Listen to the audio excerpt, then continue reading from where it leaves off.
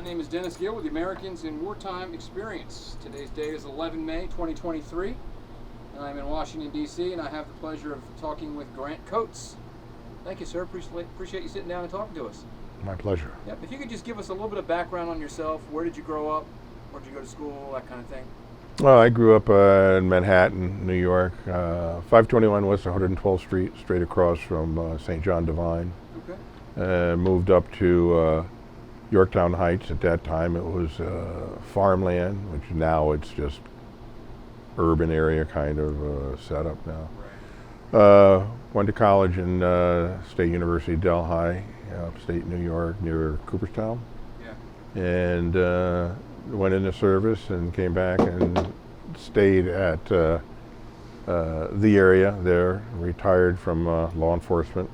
Okay. And, 5 kids, and they're gone, and I'm just roaming. There you go. Yeah. What year did you join the service? I went in April 24th, 1968, Okay. and that was after 4 years of a military high school. So I kind of had an idea of what was going on in Vietnam at that time. Yeah. And when I joined the service, I think I had a little bit of a jump on the average person Yeah. who didn't know what Vietnam was, what was there. What branch of service were you in? Army. Army. Okay. Mhm. What made you decide to go in the Army?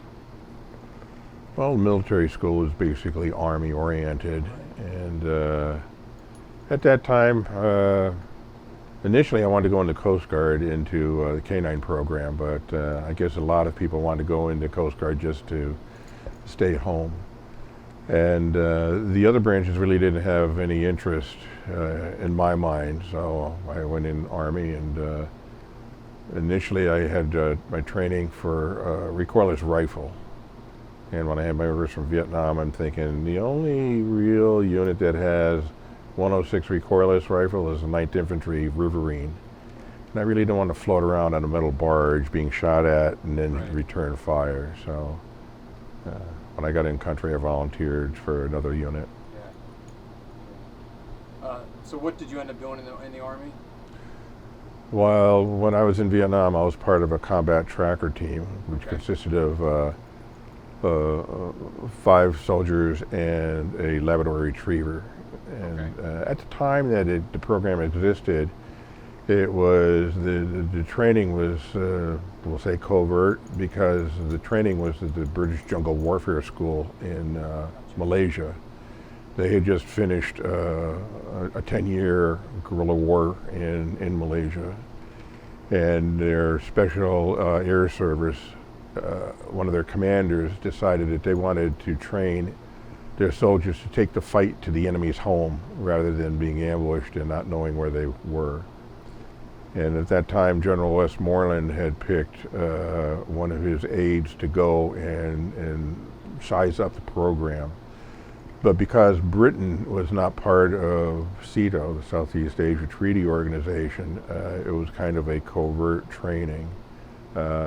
Once the units came back to Vietnam and went into the combat theater, then the knowledge started spreading out as to the capabilities of taking a fight to the enemy versus letting them do an ambush and run away and not be chased. So it was more of an educational program for the field commanders as far as the capabilities and the availability of the trackers. The Army already had sentry dogs. They had patrol dogs for the MPs. They had scout dogs, and depending on the size of the host unit, whether it was brigade or division, designated the size of the group that would be assigned to them, whether it was a detachment or a platoon or 2 platoons of scout dogs or trackers. But they were very successful. General Westmoreland was kind enough to write a review and saying that, in his estimate, that dogs saved approximately 10,000 lives in Vietnam. Okay. So it was a successful mission. Yeah. What are your first impressions when you get to Vietnam?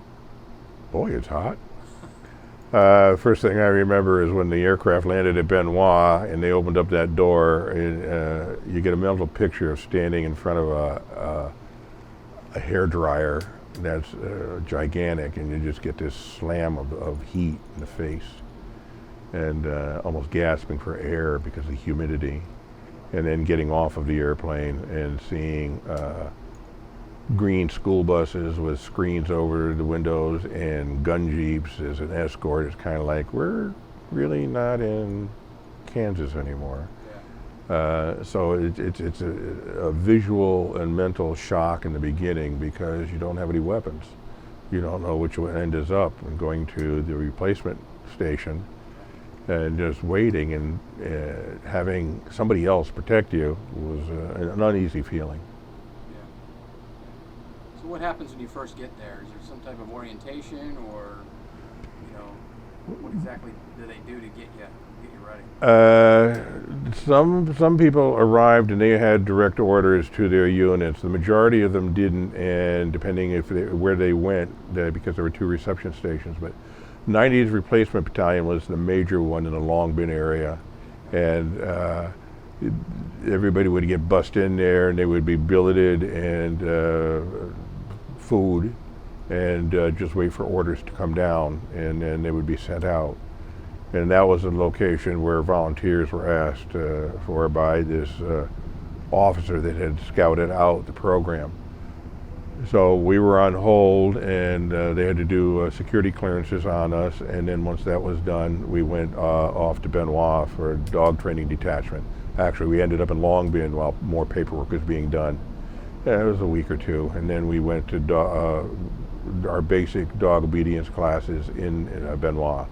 And these were the people that were volunteered for the dog program and had not been trained stateside, and then come over and wait for their dog to go right to a unit. Yeah. Talk about your first time in combat. First time. Well, it was kind of like an oh shit moment.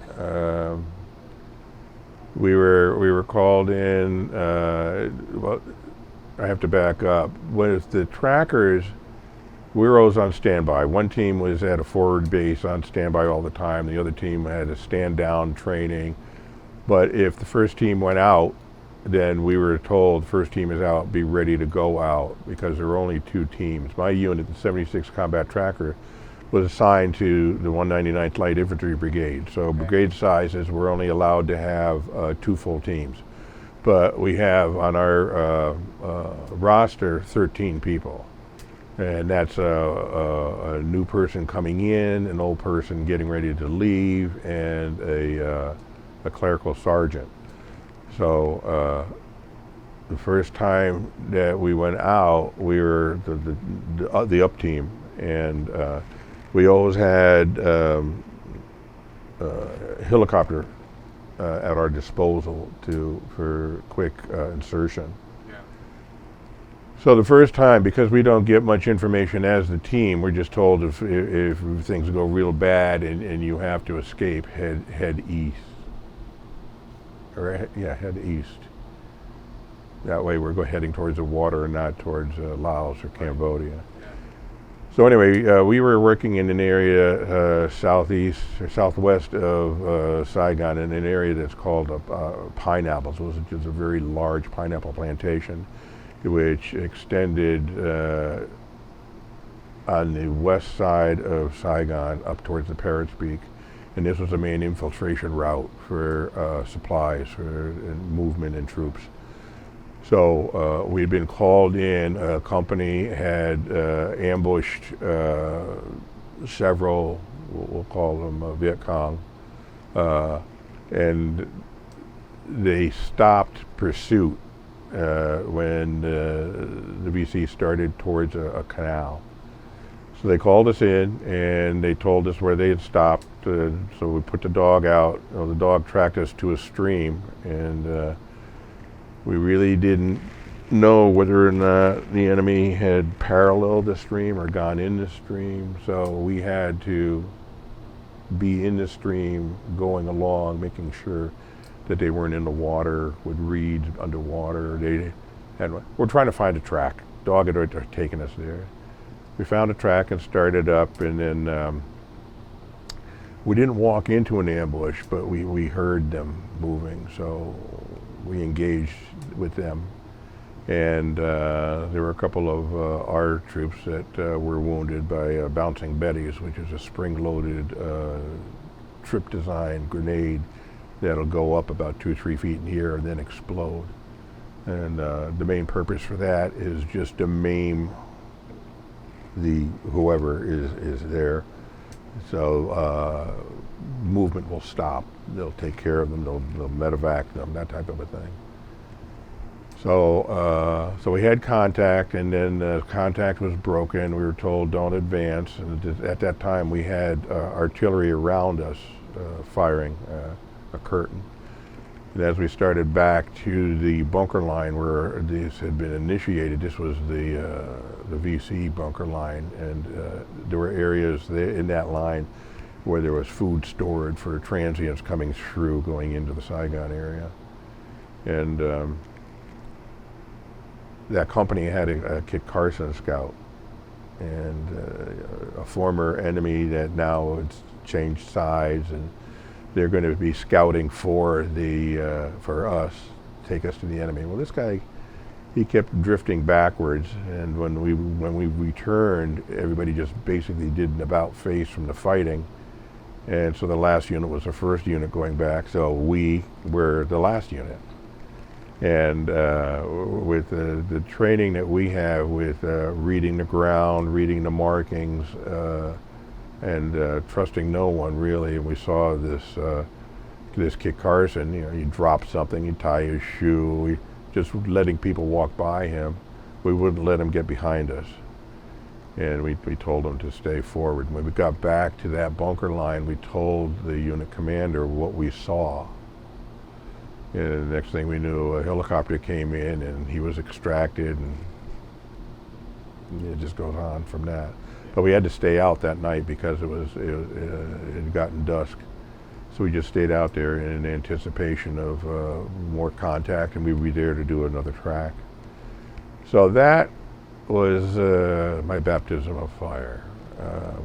Nobody in one member, our team leader, got a little bit of shrapnel, but other than that, the dog wasn't hurt. None of us were hurt. Right. And but it was interesting because at that night, the psychological psychops, the helicopters flying around, and we're hearing the Vietnamese talking, and we had read some of the ground markings, and we knew that there was an area that was booby trapped, and we could hear the voices in the distance. So hearing them, not yelling at us, but hearing them talk as they're moving, and having to check fire, you don't sleep. Yeah. You don't sleep. So that was my first one.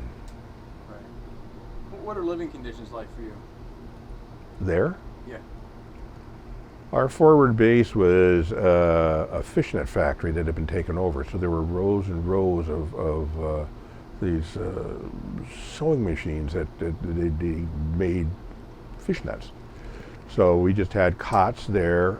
They had brought in some kind of a container trailer that had cooking, so there was a mess hall set up inside. The front of the building was 3 or 4 stories, and on the roof were floodlights and infrared lights for night observation in the area. Across the street was an artillery battery. So there's no rhyme to reason. If there's a mission called, when the artillery goes, the cots kind of crawl along the floor. The style of the building had a 10-foot wall with glass and mortar, concrete, around the edge of it. So because we had the dogs, we had an area outside of the building up to that wall that had that was off limits to everybody else, so the dogs could be there. Yeah. And so we set up our shower there. Army ingenuity. We had sandbags, a pallet, and then a big pine box that sandbags came in. Stood that up, 55-gallon drum on the top with a spigot, and everybody had to carry 2 jerry cans in the morning to put the water in, and that was our shower. So we kind of segregated ourselves from other units because of our mission, and I don't want to say not fraternizing with the others, but it was just easier to be separate. People couldn't come visit us because of the dogs, and we worked in conjunction with scout dogs also. So now you have a lab that's possessive, a scout dog that is not so much tack trained, but is very leery of everybody, and they indicate or give alerts in different fashion. So it's just safer so somebody doesn't come by and the dog doesn't know them and bites them. So we have an off-limit area. And at that fishnet factory, which was the forward base at that time, there was a helipad out front. So usually there was a helicopter out there, or that's where they came in, and there was a forward control or tactical operations center in the building that would come and tell us, you got a mission in the morning, something happened during the night, and there'd be a helicopter waiting for us. And quite a few missions down in the Pineapple area. We had a combination Loach and Cobra gunship as a hunter-killer team being observers for us in the area. So we got a lot of special treatment support. Yeah. How successful was it? Were the dogs routinely successful in tracking? Yes. You know, canines can be kind of hit or miss sometimes. Yes. Labrador is a ground scent dog. You know, they're floppy ears. Think of a bloodhound. When the bloodhound shakes his head, it's not because he has a runny nose. It's because he picked the scent up in his ears. And when he's shaking, it's just like a powder puff. Now he's getting his scent refreshed again, and he keeps going. But a Labrador keeps his head down, whereas a Shepherd is more of a high alert dog. They're going on their ears, and they're looking up. So they're looking for something in the tree, not so much on the ground. They'll pick the ground scent, but when you use both of the dogs together, you have one looking out, they're hearing, you have one looking down, and they're smelling. We were very successful in our tracks, and if we lost a track, normally it was something unique, like going in a large water body, or not so much a vehicle, because I don't recall any tracks going onto the roadway. They're all staying in the jungle. If we didn't have contact, we knew that we were chasing them. So there were times when there were items found. Our brigade changed their area of operation from that Pineapple southwest of Saigon to the east of Saigon. So we went from marsh to hard clay, triple canopy, rubber plantations, and jungle. So we didn't have the luxury of the hunter-killer team when we have 100-foot trees, and then 60-foot trees, and then 30-foot trees, and bushes. Like I said, the success rate was phenomenal. When we were up in Longcan, we were called in by a recon platoon that had flushed out a company from a bunker complex. And they had killed a couple of NVA in the bunkers, but the rest of them had just fled, ran away. So we did a 2-day track on them. And there were a few times when grenades were thrown, where we found bloody bandages, firefights, but we didn't have direct contact with them. We knew they were being pushed. They were on the run. They didn't have a chance to regroup. They didn't have a chance to lick their wounds, sit down and have a hot meal. So for us, that is a success, because many times in that kind of an environment, we'll be extracted and they'll just saturate the area with artillery or bombs. Yeah. And in that situation, normally we don't get any reports back. We have to do our own reports on the activities and the functions of our dog, our team, what we did, what we used, were we successful, did we have contact, did we have wounded. And there was one time in February of '69 that out of 10 guys, 7 of us were either killed or wounded. It was a hard time, and then we had to rebuild.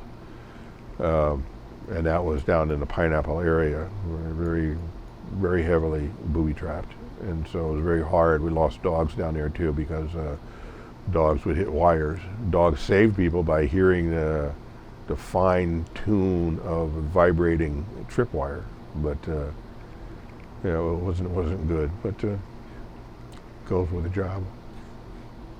It was predominantly the labs that you guys used? Only labs? Only labs. Okay. That's all we used. Whereas at that time, the main dog for scouts and sentries was German Shepherd. Yeah. Over the years in transition of time and wars, now the Malinois is the one that's in there, high strung, high energy, very efficient. It's just a breed that came up and separated the capabilities and the energy between the dogs, the breeds. But they still use all of them. I'm understanding that they're still using labs and tracking, but typically our military, once a war frame is done, they stand down most of the specialized units, saying we don't need them anymore. And I think one of the exceptions, the main exceptions, was the Marine Corps sniper program, where they said, no, we have to have everybody ready all the time. And so as a result of that, the dog program took a big hit as far as the trackers.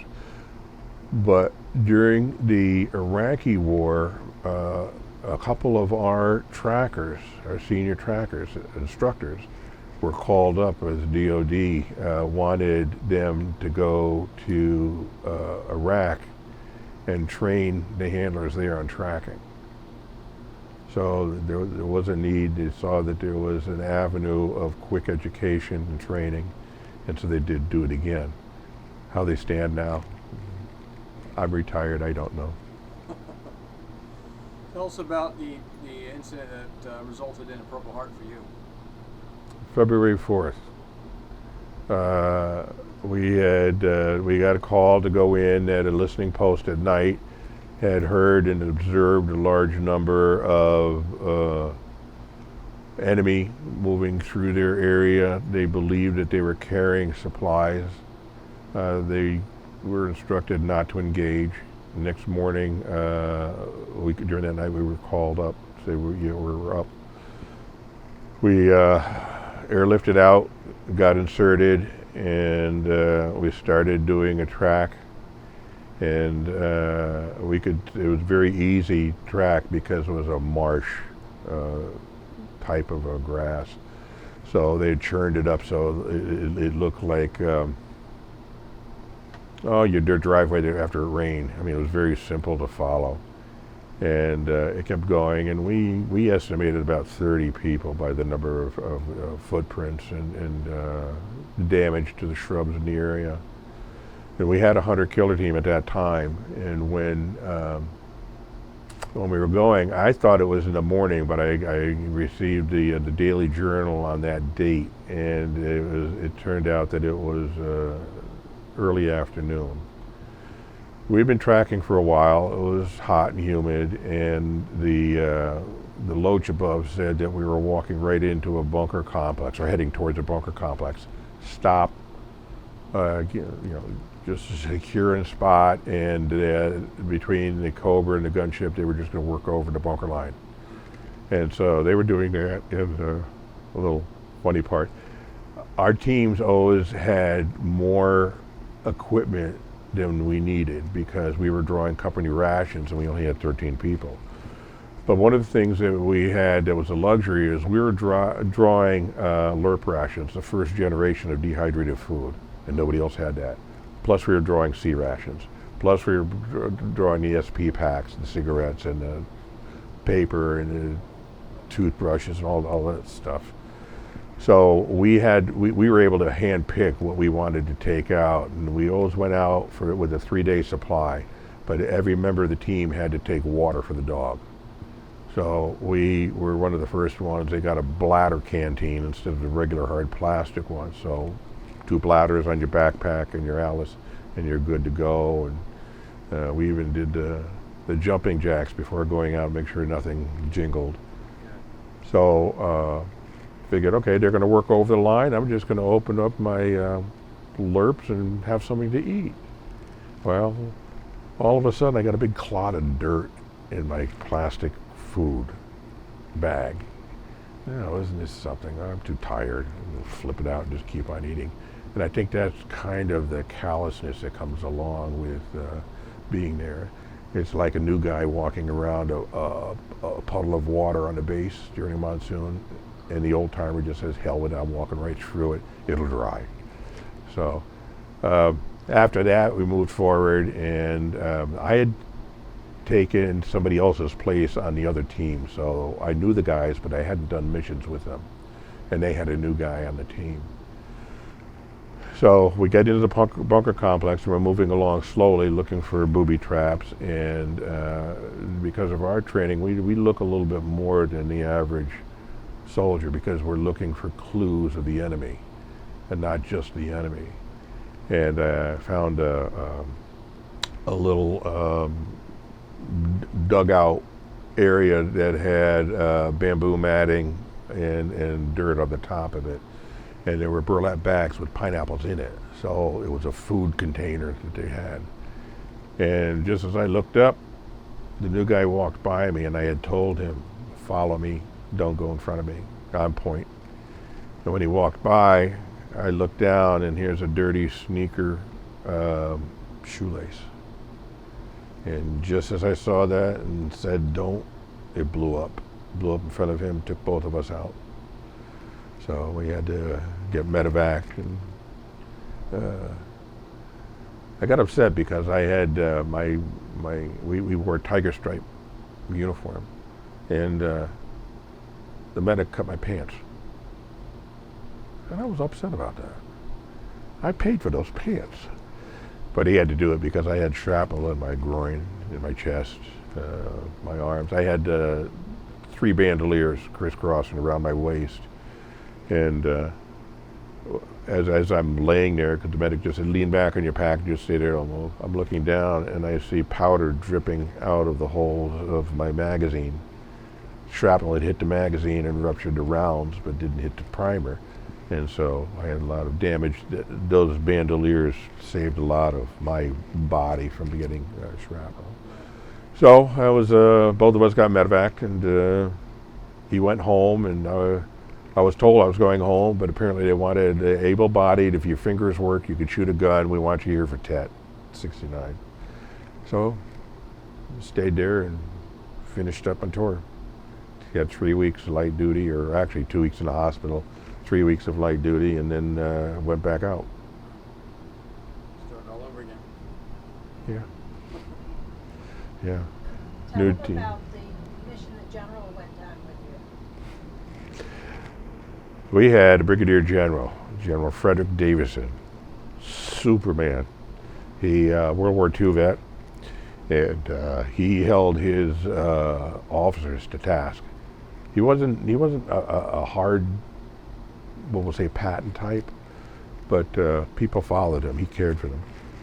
So we had finished up a mission, and the company was waiting, and Loach came in, kicked off some soda and stuff. And so we're walking back, and it's a single file, let's be safe.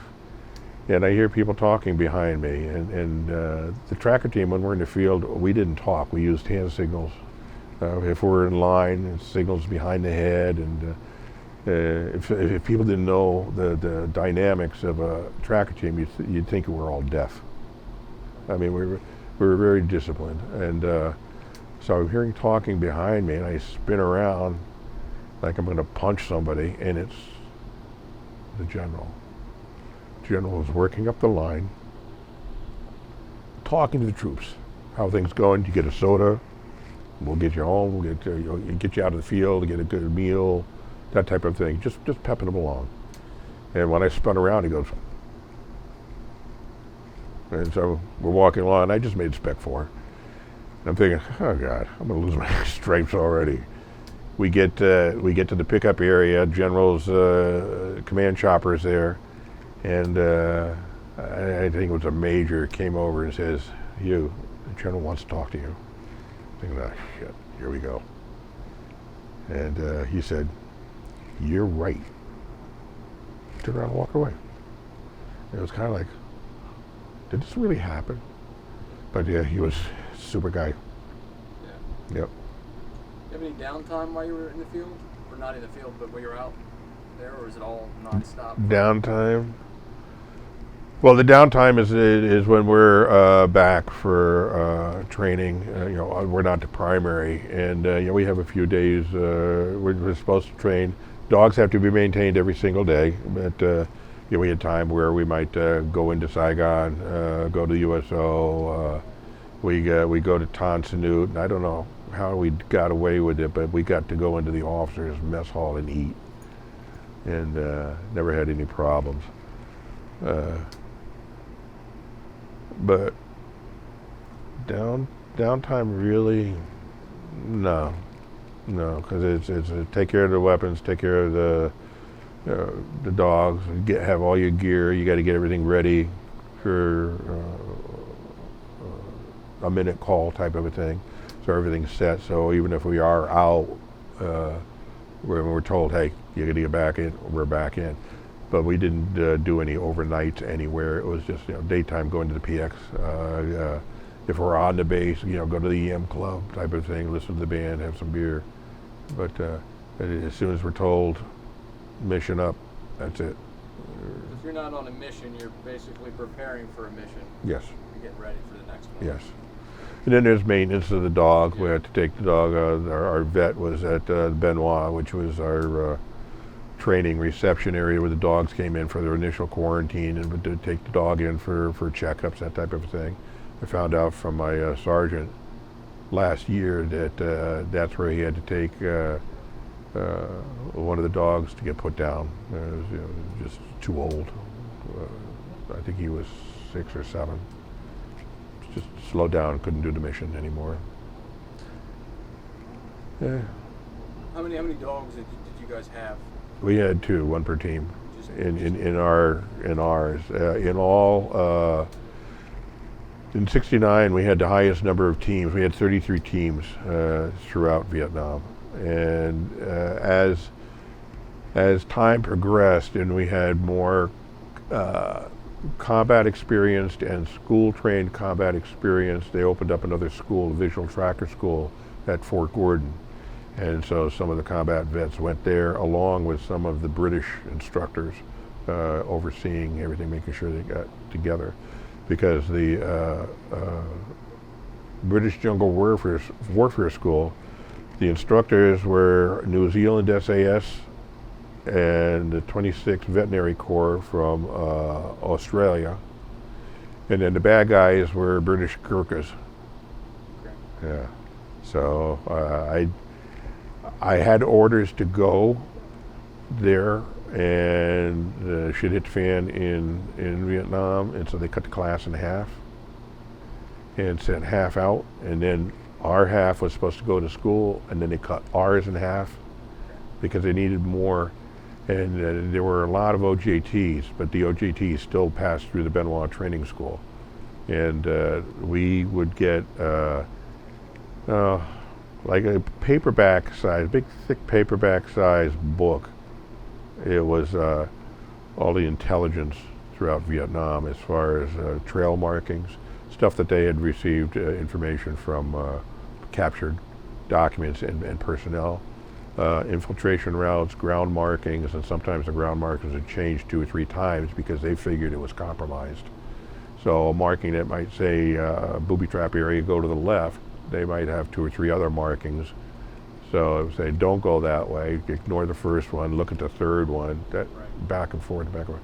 So we would get that quite often, so we would have intelligence for what we're looking for, Right. how we're doing our track. If the track is simple, visual tracker, because the 5 on the team are visual tracker, cover man, dog handler, cover man, team leader. All of us are cross-trained. We all went through the dog school. We're all visual trackers, and the cover man is the high eye for the dog handler or the visual tracker who's looking down all the time, looking down and just in front, whereas the cover man is looking out and up. Okay. Each handler, did he have is it a dog assigned to him, or did it Yes. rotate? It's assigned to him. Okay. When there's a change in the handlers, it's a 3-week process where, we'll say the new guy, the new handler, he comes in and he shadows the handler, watching how he works the dog. The second week, the dog, both of them are handling the dog. The third week, the new handler is dog only, and the old handler is visual only. So there's that separation. Right. With the labs, it works because they don't have to be into that bite mode, where that's a little bit more focused. With that type of a setup, normally the dogs are just left alone, they're fed, and then the new handler just starts taking over. But with the trackers, there's a little bit more. You have to be able to read the dog, what the indications are. They're either being curious or being on the track or being eager or not feeling good. I mean, it's a whole dynamics of a handler dog. How long would a handler be assigned to a dog before he moved on? Until he rotates out. So, several months. It could be a year. It could be if he came in and went right in and was assigned, you're going to be dog handler. Well, right then and there, he's going through that 3-week transition.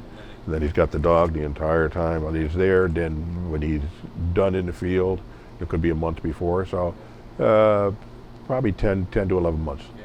He's got him, and he's got to know his dog. He's got to know when he's not feeling good, if he's got a toothache, when he's supposed to clean his ears, watch the eyes, all of that.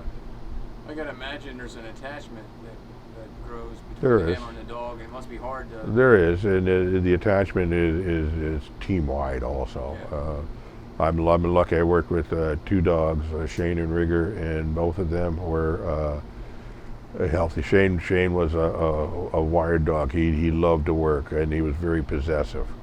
So we could drop our packs in front of the mess hall and say, "Stay watch," and go in, and he'd just spin around like he was the bitch, the mama dog, Yeah. protecting the litter. Right. We usually leave our stuff right there and come back. But he was smart enough that if you put a can underneath a helmet and on a smooth floor and told him to get the can, he was smart enough to push that fast enough to step in front of it, make the helmet flip over, and go back with the can. Says, "Now what?" Very smart dog. Yeah. Are there any other incidents that stand out in your time in Vietnam? There's probably a lot. Yeah. People ask me, what do I remember? And I said, from the time that it landed to the time I left. It's just a year's worth of stories. Yeah. Whether it's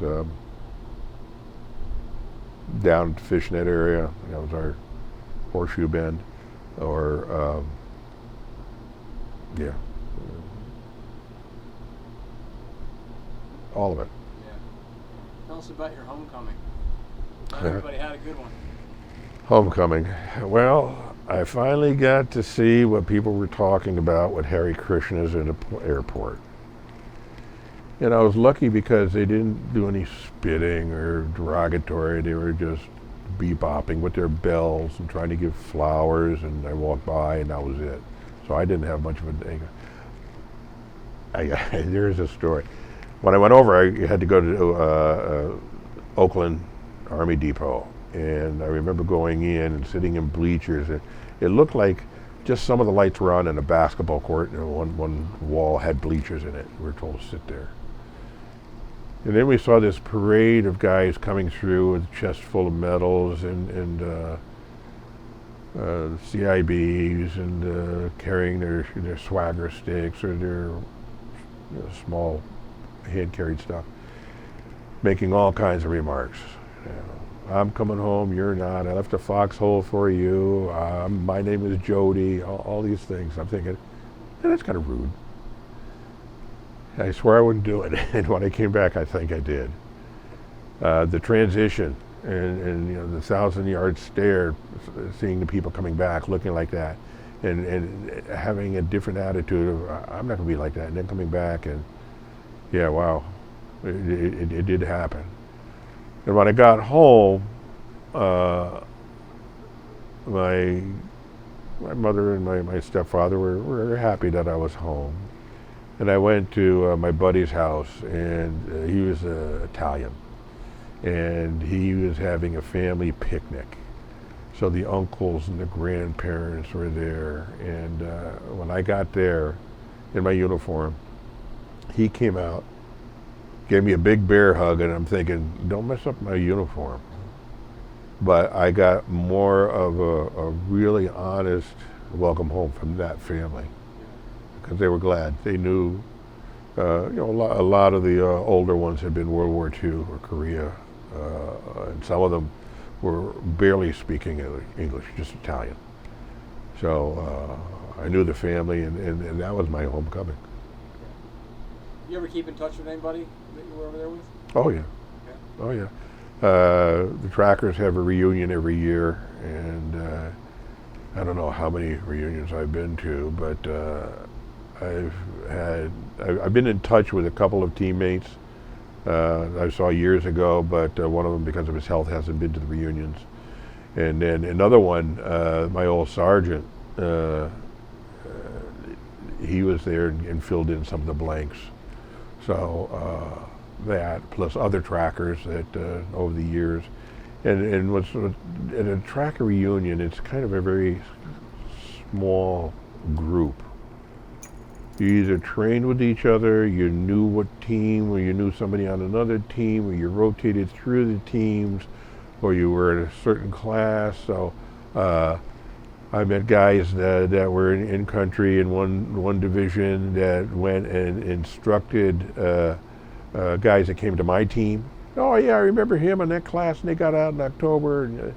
And cross references. You remember and then they just start telling the stories, and you get a bunch around a table, and one person can talk about one thing, and the names, the dates, the units, the puzzle pieces, they all come together. So it's very hard for somebody to come in and say, "Oh, I was a dog man." Oh yeah. What team were you on? It's almost like a SEAL. What class were you in? Right. That type of thing. So, yeah, it's good. Looking back on your experiences, how do you think that has affected and shaped who you become? Well, I did 8.5 years K-9 in the police department. Started the program, ran it, and had a good time doing it. I was an instructor in my law enforcement career, and used many of the stressful tactics and training to improve the students' abilities to be able to rationalize under pressure. I blew up a couple of things, but that didn't stop the training.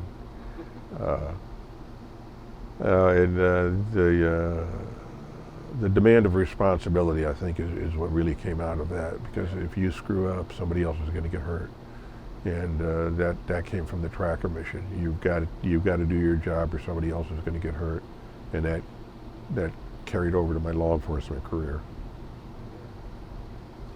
Last question for you. Someone asks, or someone might see this video in 50 or 100 years. What advice would you give them? Don't shun your responsibilities. If war can be averted, try your best. If you have a mission, regardless of what the outcome could be, complete the mission. Good advice. Well, on behalf of the Americans of Wartime Experience, thank you, sir, for sitting down and talking to us. My pleasure. And thank you for your service to your country. Sometimes that's cliche, but it's heartfelt. I do it again. Welcome home. Thank you.